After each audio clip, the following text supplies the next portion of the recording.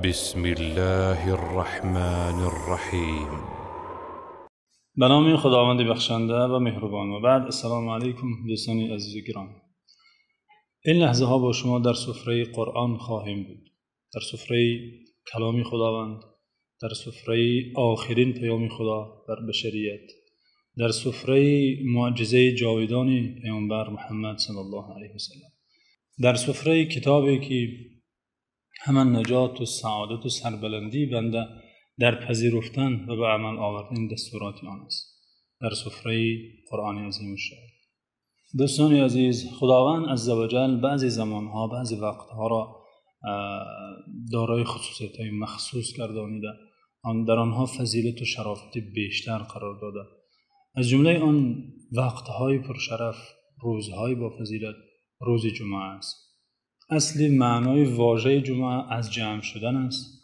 روزی است که مسلمانان برای انجام یکی از عبادت‌های مهمترین، یکی از فرض‌های بزرگترین، یکی از شعارهای دین، نماز جمعه، سرجمع می‌شوند، در یک جایگی این نماز را ادا می‌کنند.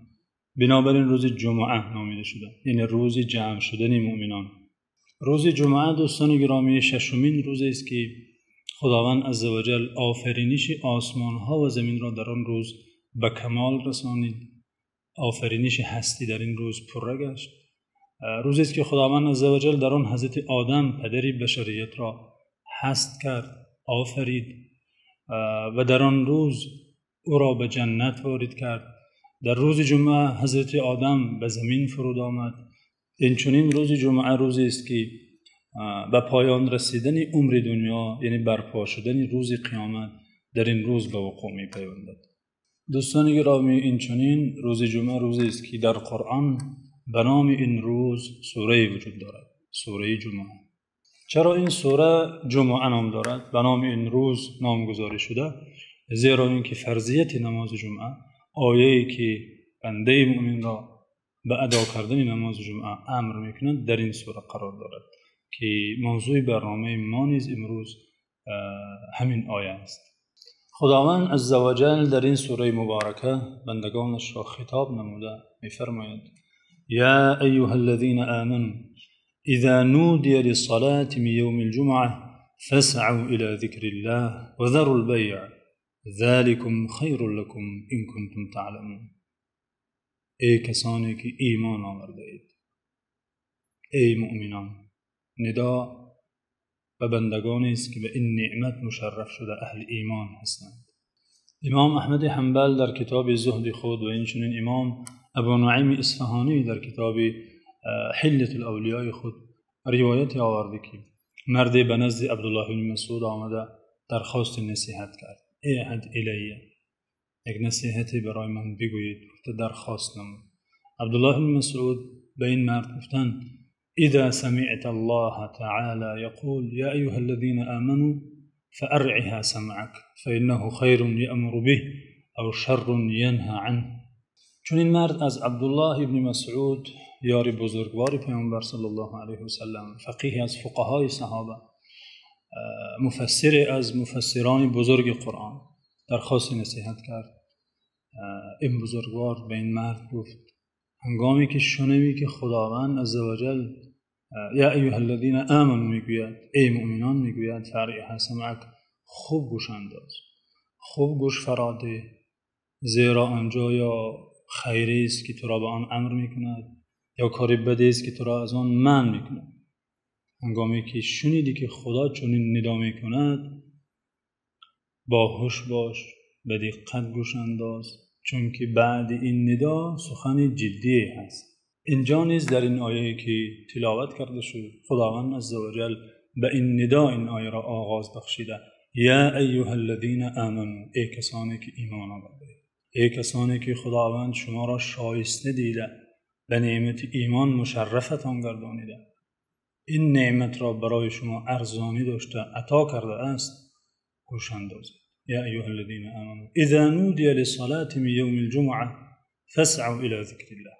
یعنی وقتا روز جمعه برای نماز جمعه اذان داده می شود، ندا کرده می شود.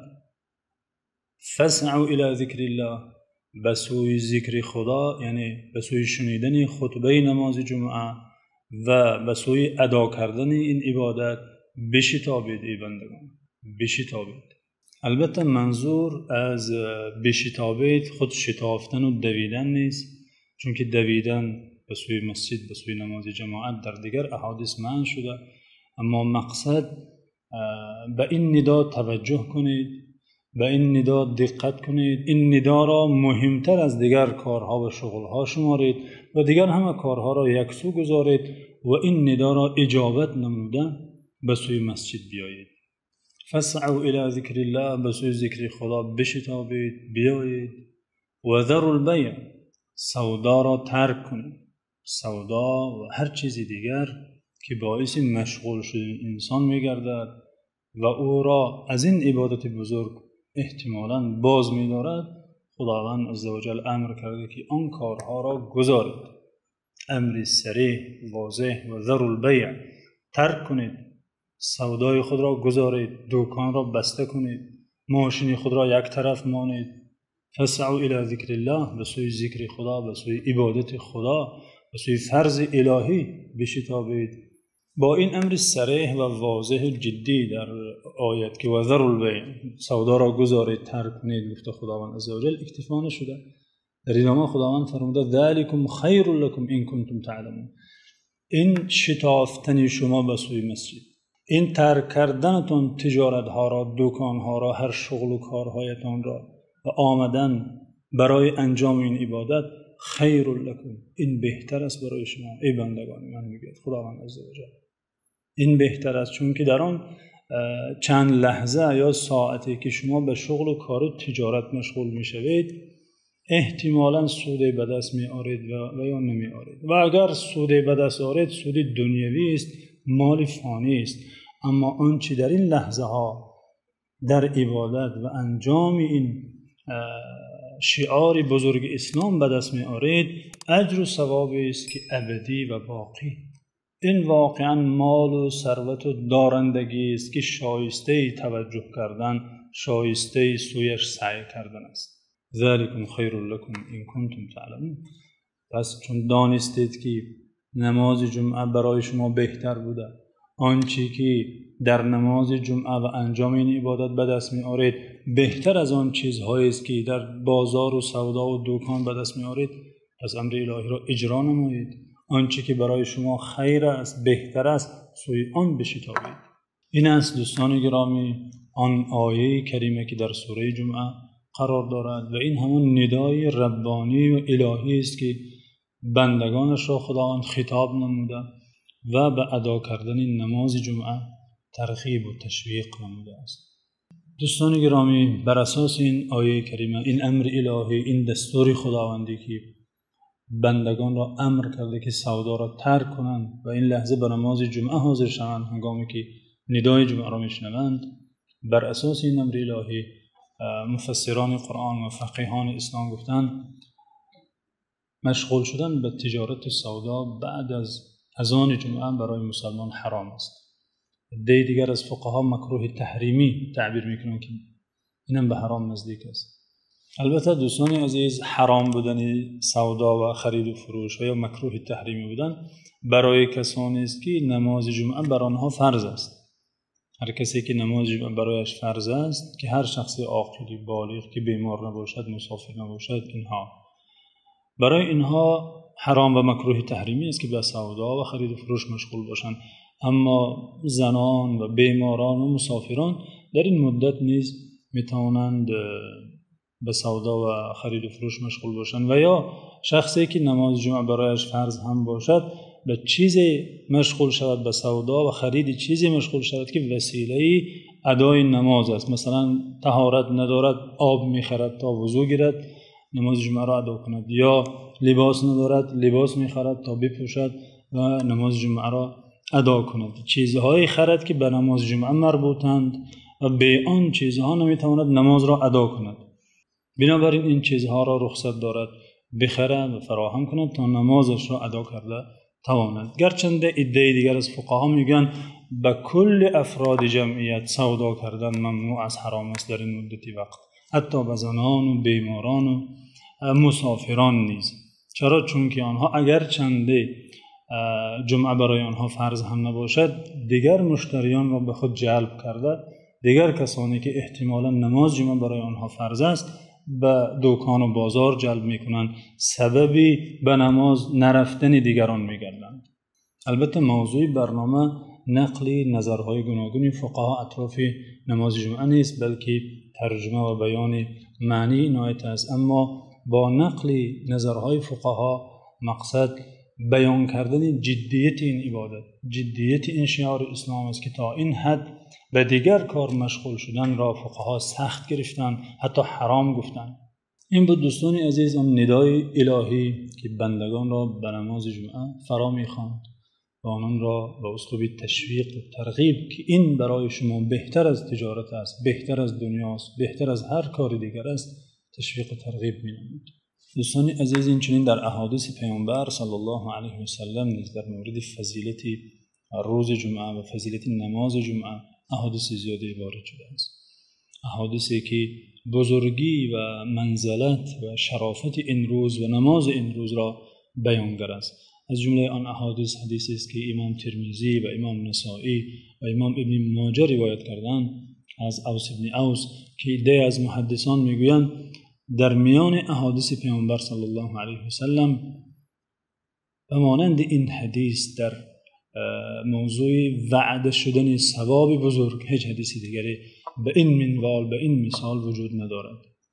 پیامبر صلی الله علیه و سلم در این حدیث شریف می‌فرمایند من غسل یوم الجمعه واغتسل وبكر وابتكر ومشى ولم يركب ودنا من الامام واستمع ولم يلغ كان له بكل خطوه عمل سنة صيامها و قیامها. هر کسی روز جمعه سر و رو بشوید، غسل بگیرد و از خانه بر وقت برآید و آغاز خطبه امام را دریابد، به امام نزدیک بنشیند و خطبه او را گوش اندازد و به هیچ کاری بیهوده مشغول نشود، با دقت خطبه را گوش دهد، برای او به هر قدمی که از خانه تا مسجد برداشته عملی 1 ساله، عبادت 1 ساله، نماز آن و روزه آن نوشته می شود. به هر قدمش 1 سال عبادت نوشته می شود.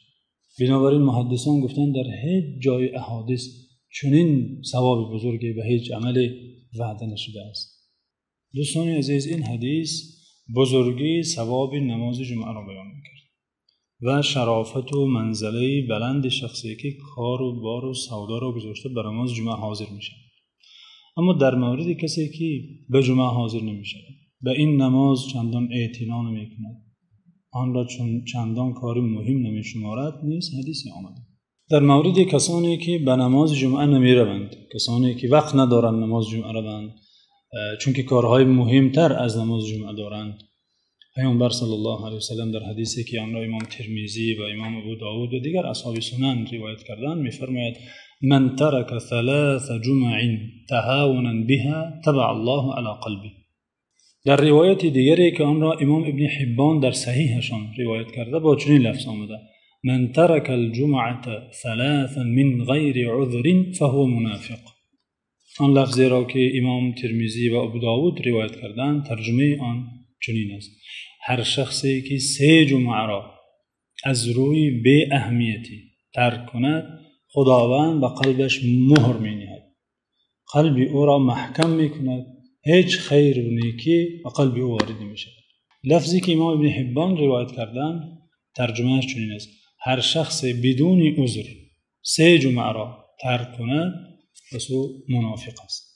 این بود دوستانی عزیز بیان این آیه کریمه که در سوره جمعه قرار دارد و فرضیت نماز جمعه و آن ثابت شده.